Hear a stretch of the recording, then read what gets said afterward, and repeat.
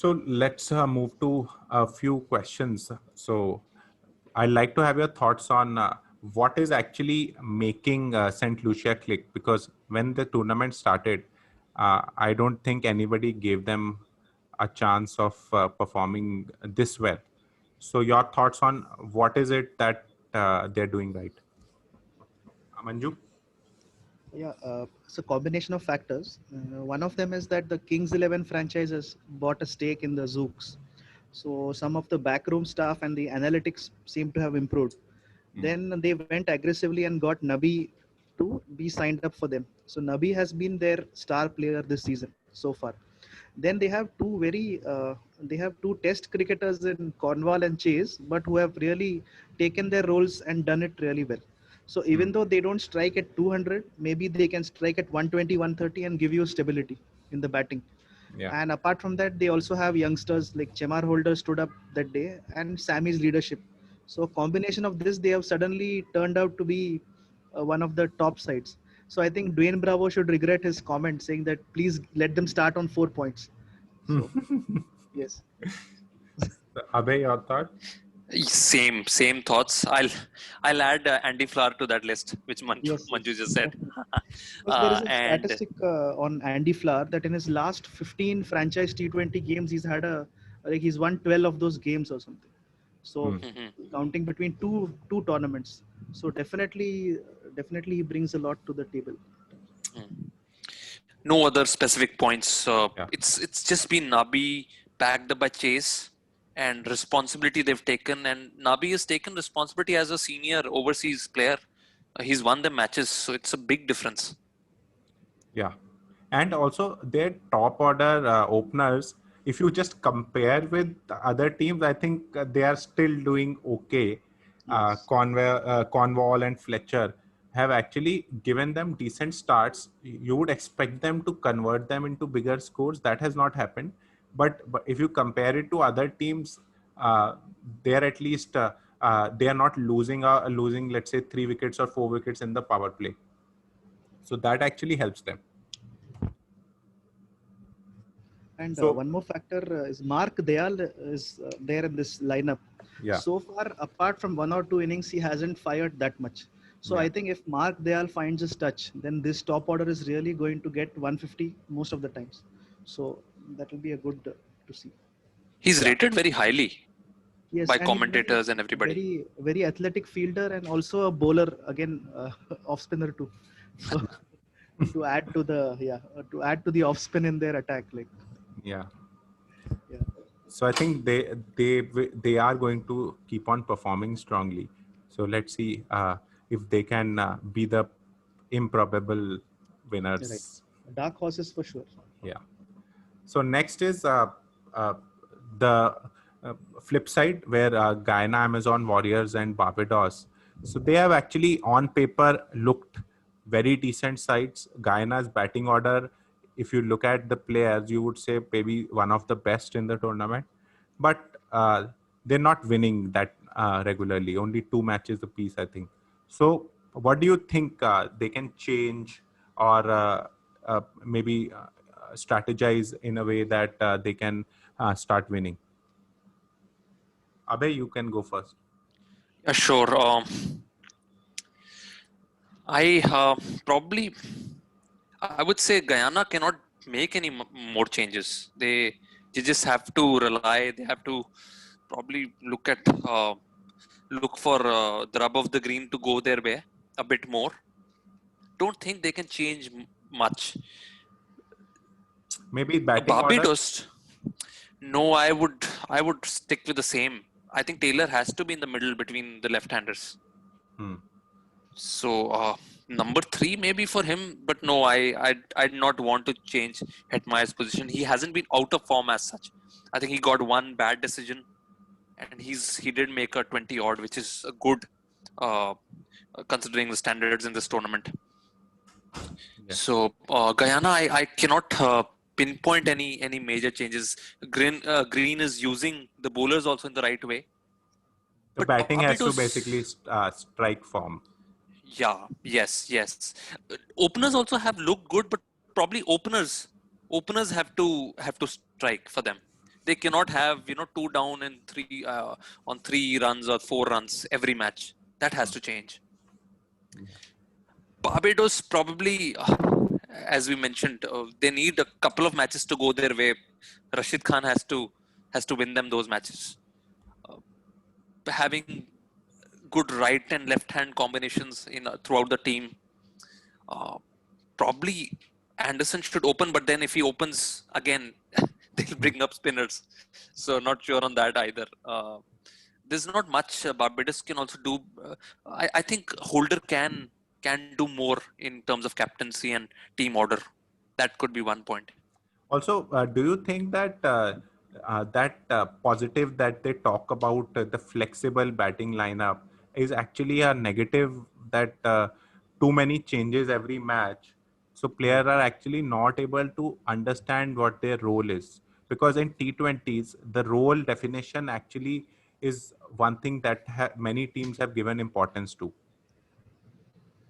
Yes, they have this problem, and in the previous podcast, I mentioned that they should have rules and they should have a fixed order. But I don't know, because I could understand that they're kind of stuck also. Like, for example, last time Anderson was supposed to come ahead of Holder, but because the spinners were bowling, Holder came ahead of him. So I think they have to live with that confusion.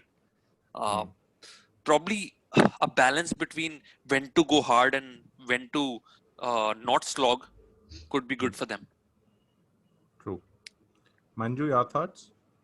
Yeah, regarding Guyana, they haven't done much wrong apart from sometimes the batting scores have not been up to par. So again, they can consider promoting Nicholas Purana or Rutherford, because that is one thing which they haven't done so far. And Ross Taylor comes at 4. So if Ross Taylor can do more of a finisher's role, that critical position at 6, then they can allow a few of these hitters to flourish at the top. So because that is again the best chance in the early overs to get some sort of a score, because we know that the wickets are being slow. And regarding Barbados, if you see throughout the tournament, among all the spinners, Barbados spinners haven't come much to the party, like both Rashid and Santner. And even if Santner is bowling well, he's held back for all these tactical reasons. So they can improve in the spin department, and they can also maybe consider promoting either Jonathan Carter or Raymond Reefer higher up, because if Anderson is not having a good time, like yeah, he did hit a few sixes in the few games, but they can get maybe a fresh approach to the batting order, so that may change things for them. True. So we move to the next. What we have seen is that even for the first time, spin bowling is happening at depth in this tournament. So do you think that it can be a new normal, or is it more like a pitch specific thing that this tournament is allowing? I think it's going to be normal for CPL, but it's going to be CPL specific. Let's see what happens when IPL comes to UAE, IPL starts in UAE, because it depends a lot on the pitch. CPL grounds are also quite big from certain angles. So it's even if you have to slog, you have to really slog hard to clear the fence, which is not happening more than 50% times. So that's why spinners are getting wickets. So it's ground dimensions, how the pitch has been relayed. I think these things matter. But CPL, yes, spin bowlers are going to continue bowling at the death. Manju? Yeah, it's a good ploy, but again, it depends on the dimensions of the ground. So somewhere like Adelaide Oval, where the side square boundaries are longer, you can maybe consider that, but definitely not in the Indian grounds. So I think still there is some time for it to be adopted. And another thing is, obviously you can't bowl a wrist spinner in the death, because there is a chance to get underneath the ball. So mainly someone like Chris Green, Naren, Washington Sundar, these guys who don't give time and are very flat and fast, only they will be able to bowl. But UAE would again have a bigger ground. Yeah, there is a chance. Like if you consider Dubai, Abu Dhabi, and Sharjah, out of that, Sharjah is the smallest in dimension. So probably in Dubai and Abu Dhabi they can consider. But see, again, it's okay. But if there's a mystery factor like how Naren is, then it's okay. But Mm. if you see the Indian mystery spinners, Varun Chakravarti, Cariappa, and all they have traveled far distances. Yeah. So I don't think it's a good ploy as of now. I read yesterday that the pitches might be relayed. Like probably they'll put a lot of grass at the start of the tournament, Yes, so the wear and tear is a bit more gradual, and fast right. bowlers can have a good role to play at the start. Yeah. Yes, So that could be a good strategy, because then IPL also towards the end it will probably become something like this. But for the major portion of the tournament, we'll be able to get. And IPL is actually known to be more batting friendly, so they would want to keep that image going of 160, 170 odd scores being the par scores. So next is the new development that has happened, which is Shpagiza Cricket League, the Afghanistan league that has now come into reckoning. So these are the players that you can see on the screen. So that will not be able to play in the playoff stage. So St. Lucia will have Nabi, Zahir Khan, and Najibullah going. Barbados, Rashid, Jamaica, Mujib, and then Naveenul Haq for Guyana. So, what do you think is the impact of this? It seems like a Rajasthan Royal losing almost all their squad towards the end when they were approaching playoffs. So, St. Lucia, uh, do they really get that much affected that they lose their gas as these guys leave? Yes, big blow it would be for St. Lucia to lose Nabi. And yeah, Rashid, of course, Barbados is also built around Rashid. Same with Jamaica, and Naveen has also performed a lot for Guyana. So it's going to be a big loss. It's still not confirmed, but yeah, it's there are big chances that they could leave, at least when the qualifiers start. So depending on who qualifies, mostly St. Lucia is qualifying. Yeah. So yeah, they will have a blow. Manju? yeah, it's a good chance for the other spinners to step up. So definitely they have Sandeep, Jamaica, Hmm. and again there is Santner, and in Zooks there is both Chase and Cornwall. So we can see Cornwall bowling more percentage of overs for Zooks Hmm. in that sense. So it is a chance. Maybe if someone is not there, maybe they step up the others. But yeah, it is definitely a big loss considering so far they have absolutely ruled the tournament. Yeah. So yeah, And TKR also benefits out of this because yeah, they because don't they really don't have have. any. Yeah, they have Chris Green and Tahir who are like, he'll stay back. Yeah, so I think that actually increases their chances uh, in the playoffs. Right. Abhay, you were going to add something? Yeah, but TKR, I don't know. TKR, everything is going right for them. Yeah. So probably I wanted to add that Pollard's captaincy, his calmness, Bravo's presence, uh, them not having to travel. I think travel also is probably affects teams as well, because TKR hasn't had to travel. They've had an extended home run. Yeah. So but there were also talks that they were they didn't have to be in the bubble also initially, Hmm. which the other teams had to. So they've got a lot of factors going in their favor. Plus, everybody's in form. Yeah. So it could be that they just continue and win the whole tournament, and they win all the remaining matches as well, because it's looking like that right now. Or some team just steps up, like how Barbados steps up Hmm. and just dethrone them at the end. So actually, when you have a low-scoring tournament, uh, it increases the chances of just one player being able to win you the match. So in that sense, they can have that setback at the semi-finals or the final stage, where somebody, just one player from the opposition, just uh, wins the match and they get out of the tournament. Otherwise, Very good point. Very good point. Because, like for example, if you have a innings like how Myers did for Tridents, the wickets kept falling down or the at the other end, but he kept striking. So he made an 85 odd. Uh, Yeah. and And Lewis also also. TKR, yes, and Lewis also. And TKR has probably batted second most of the times, as Hmm. far as I can remember. So losing toss and some other opposition batsman taking it away from you, both possibilities are there. Yeah. So finally, we move to IPL. So, what do you? We discussed this earlier also, but you think that IPL pitches towards the end can mimic the behavior that we are seeing in CPL, uh, where actually spinners are the ones who are just controlling the entire game?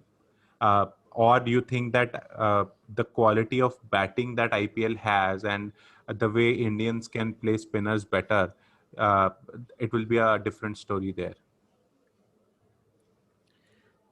Will be a different story, I feel, because the way IPL is stacking up players, all the teams are stacking up replacements, especially Delhi Capitals is doing that. So I'm referring to them. But others will also do that. Probably KKR will also have their replacements coming in. Somebody to replace Tambe and Harry Gurney. And and what the teams, IPL teams are doing, they're getting all options with them. They're getting a left arm spinner, they're getting an off spinner, they're getting a wrist spinner, they're getting left arm and right arm variations in the fast bowling. And also many teams, most of the teams are stacked up with right and left hand combinations in their teams as well. So IPL is the standard over there is a bit higher, Hmm. not bit higher, quite higher. So it will be a different thing. Hopefully the pitches also they do something to relay them properly so that Hmm. there's something for everybody. True. Manju, your thoughts? Yeah, whenever there's a relayed pitch, there's always a risk of it being underwatered or overwatered. So definitely there'll be some incongruous wickets. So definitely spinners can still be in the game, and the experience from PSL has shown that in the PSL games there was never any mind-blowing totals like 190, 200, maybe once or twice. But most of the time it is a match which is between 150 and 160, and you have one anchor who, if he stays till the end, will most 9 out of 10 times win you the game. Hmm. And you need one number 6 or number 7 to come and play that crucial cameo knock for you. Hmm. So definitely it is much more fairer as far as the battle between bat and ball. So Hmm. definitely those with skill, slower balls, using the wicket, they will do well. So that is what we should expect. Great. So finally, we move to the common players and how the IPL teams must also be tracking their performance. So we can just have a discussion of how they are faring. So we'll probably start with KKR. Again, Narayan and Green have been doing well. So I don't see any issues. KKR would be happy with what they're performing. Uh, any comments from you guys? Green will be Green won't be in the first 11, Hmm. but in case there is a in the fag end, if they want, they may use a combination of Naren and Green, but it's very rare because two overseas slots get occupied. It may change the balance of the team. Hmm. So but then he'll be in a good space because eventually he's being planned as a long term prospect as KKR. So it will go well for him. Yeah. Sure, and he's a good man to have on the bench as well. I think he will contribute in the other ways as well. Uh, Tom Banton's innings yesterday, that Yeah. that has made it more difficult for Green to get space inside the playing 11. I feel. Um, yes, KKR would be happy with how these two Yeah. are performing. But on the flip side, Mumbai Indians, uh, they have Pollard, who's actually performing, and they need not worry about him. But Rutherford and Lynn have looked out of sort. So that is something that, though they have backups for these guys, and they don't really need to be, or they're not overly dependent on them, but still they would have actually liked them to perform well. And Lynn has actually looked completely out of sort. Rutherford, on and off kind of a player till now. So I think they would want these two guys to start making some runs. Even though Lin hasn't done well so far, still there may be a case for asking Lin to open with Rohit Sharma, at least when the pitches are fresh and we are expecting the ball to still, go. Hmm. So otherwise, we may have to replace Lin with a local player and go for Rutherford in the middle order. So Hmm. that is again, then that may push Surya either up or down. So Surya can be their floater, which they need. Yeah. Hmm. I think Rutherford and Lane would both be as used as a backup. Could be Manju's Right. point. Could happen that pitches are quite bouncy at the start, and he might get a go in Lane. But if I was in their camp, I would say Decock starts. Yeah, Yeah. definitely. True. I think that they will decide when the tournament starts. Because Decock's advantage is the keeper and opener. So again, you don't need to play another keeper. You can play a finisher or all-rounder below. So balance it improves. So finisher, they don't really have to worry about because they Yeah. have Yes, Pollard, they have Pandya brothers. So I think Mumbai correct. has that their success has been driven by these uh, 5, 6, 7 that they have been constant since quite long. So they don't really have things to worry about as such, even if these guys are not really performing well. Uh, but yeah, obviously, it's good to have informed players. So we move to the CSK players, Bravo, Santner, and Tahir. So I think CSK would be happy that Bravo, Tahir, and Santner also to most extent has been performing well. He's had off games, but I think his quality actually ensures that he would uh, be an asset to CSK. And also with the yesterday's news of people uh, coming positive for COVID, they would need everybody now, and they'd be Hmm. happy that three players are not there. Yeah. Yeah, Yes. Bravo and Tahir would certainly start for them, and Santner is a very good backup for Ravindra Jadeja. Yeah. So any thoughts to add, Manju? yeah. Because see, if I was in CSK management, I would actually play these three players straight away. The reason being, they are coming from a bubble to another bubble. They are having match practice, Yeah. and they are adding to the balance of the side. So then I just have to worry about one more overseas. Ideally, that's what I feel. Yeah. So let's see now how after this quarantine ends and the players come out, they are going to have full rest. So I don't know how it will be. So it is always better to play someone who's coming with match practice. So True. True. So I think that will work for them, all the CPL players, because yes, they'll have match practice. So teams can actually start their initial matches with them. So we move to Kings 11. They have one thing to be happy about and other to worry about. Mujib is like been in top yeah, form for uh, Jamaica. So I think he actually brings that mystery spin factor also, and will walk into the side now, given his performance. And Puran is something that they were actually very and like enthused about, and they were actually he was the talked about thing for them, but his performance in CPL would have them worried. To some extent, yes. At least teams know how to attack him when he comes to play. Hmm. And if it's very slow and low tracks, then he could have a problem. Yeah. Same goes for Hetmeyer also. Yeah, he's in the next section, but at least teams will be watching a lot as to how to contain these left-handed batsmen. Hmm. Manju, Manju, your yeah. thoughts? Mujib is definitely in the starting 11. Hmm. And another thing is they have, yeah, Mujib will definitely be in the starting 11. Hmm. And they have Kumble, and he has 6 Karnataka-based players. Hmm. So they may not opt for Puran initially, or they may use him as a backup for someone else.